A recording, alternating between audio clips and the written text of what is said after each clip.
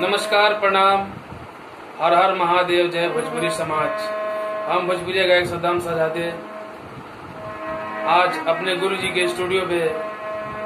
आयल बानी। बड़ी सौभाग्य के बाद पढ़े के कुछ गायो खाती यहाँ के कहानी है। आई कैसे कहे बाटे यही गर्मी के महीना में एक जन कहत आ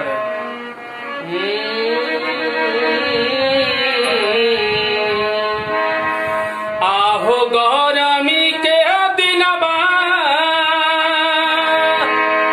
आहो गौरमी के, आहो गौरमी के दिनबा, आहो गौरमी के दिनबा, आहो गौरमी के, आहो गौरमी के दिनमा, आहो गौरमी के, आहो गौरमी के दिनमा, टप टप चुबेला पसीनबा, आहो गौरमी के दिनमा,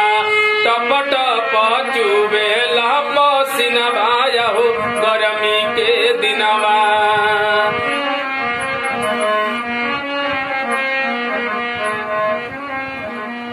और कैसे कहे बटे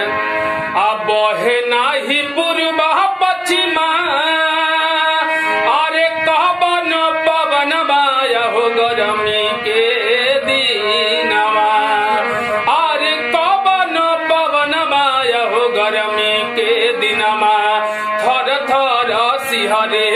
बदनिया हो गरमी के दिनमा, थर थर सिहरे बदनिया आहो गरमी के दिनमा, आहो गरमी के दिनमा, आहो गरमी के, आहो गरमी के दिनमा, आहो गरमी के, आहो गरमी के दिनमा,